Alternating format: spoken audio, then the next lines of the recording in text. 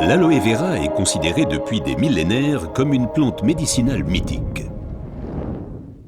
Déjà, les Aztèques l'utilisaient comme remède miracle contre beaucoup de maladies. Dans la médecine populaire, elle est connue pour ses propriétés désintoxicantes, purifiantes, dégraissantes et désacidifiantes. Aujourd'hui, on sait également qu'elle exerce une influence positive à la fois sur le taux de sucre et le taux de graisse dans le sang, par exemple le cholestérol. Mais il faut préciser qu'il existe différentes sortes d'aloe vera. La véritable aloe vera, l'aloe barbadensis, est un lys du désert et est cultivée dans les régions sèches, notamment en Amérique centrale et en Amérique du Sud.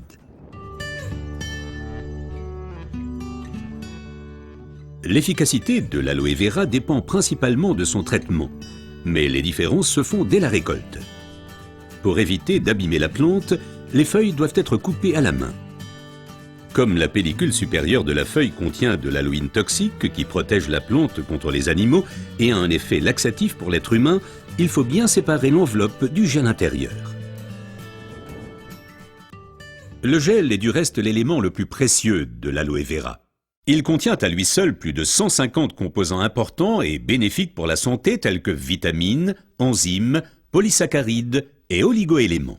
Et c'est précisément cette combinaison unique, cette association de différentes substances qui entraîne l'effet médicinal. L'un des composants les plus importants est l'acémanal. Il a une influence positive sur le système immunitaire et diminue d'autre part les inflammations et les radicaux libres. Le résultat, une amélioration de l'apport en oxygène. Observons ce phénomène de plus près. Le sang assimile l'oxygène dans le poumon et le transporte à travers les vaisseaux sanguins vers les cellules. Les gros vaisseaux se divisent et deviennent de plus en plus petits pour devenir enfin des vaisseaux capillaires. Les capillaires sont les plus petits vaisseaux sanguins. C'est là qu'a lieu le transfert de l'oxygène du vaisseau sanguin vers les cellules.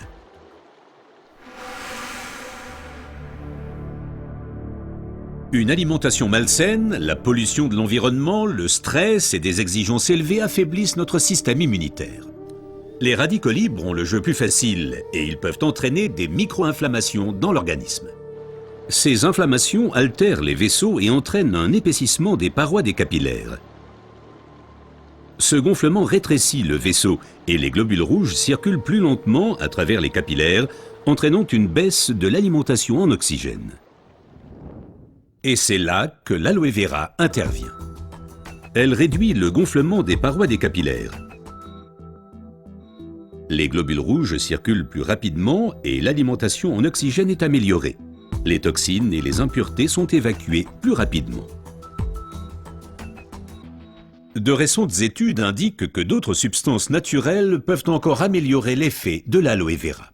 Parmi ces substances, il faut citer tout d'abord le silicium, mais aussi l'huile d'onagre et enfin les minéraux basiques.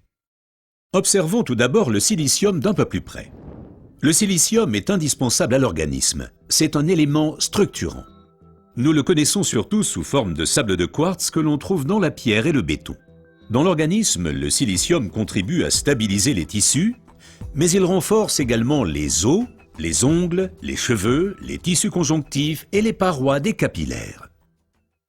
Avec l'âge, les capillaires menacent de perdre leur fermeté. Ils peuvent littéralement se désagréger, ce qui entraîne une interruption du flux sanguin. Dans le pire des cas, ceci peut entraîner des incidents vasculaires cérébraux et l'infarctus. Le silicium renforce et soutient les parois des capillaires et maintient ainsi le vaisseau sanguin ouvert. Les globules peuvent ainsi continuer à alimenter les cellules en oxygène.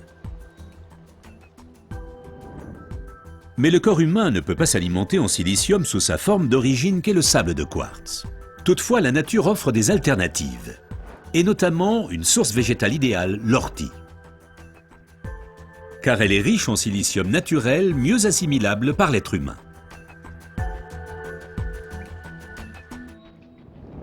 Une oxygénation optimale ne dépend pas uniquement des capillaires, mais aussi et surtout de l'état du sang. Le sang ne peut bien circuler dans les vaisseaux capillaires que s'il est suffisamment fluide. Certaines substances peuvent améliorer la fluidité sang, l'huile d'onagre avec ses acides gras insaturés et naturellement les minéraux basiques. Les acides gras insaturés sont des fluidifiants du sang. Ils empêchent les globules de s'agglutiner et donc un épaississement du sang. Les minéraux basiques soutiennent l'élasticité des globules rouges et facilitent ainsi leur passage à travers les capillaires. Ces deux éléments améliorent la fluidité du sang et garantissent ainsi son alimentation optimale en oxygène. Permettez-moi de récapituler. Une oxygénation satisfaisante de nos cellules est une condition importante de notre santé et permet également de prévenir les maladies graves. L'aloe vera et son effet décongestionnant améliorent l'oxygénation. Le silicium renforce les parois des capillaires et garde le vaisseau sanguin ouvert. Cet effet est renforcé par l'huile d'onagre et aussi par les minéraux basiques. Ce que la médecine populaire savait depuis longtemps est maintenant confirmé par la recherche moderne.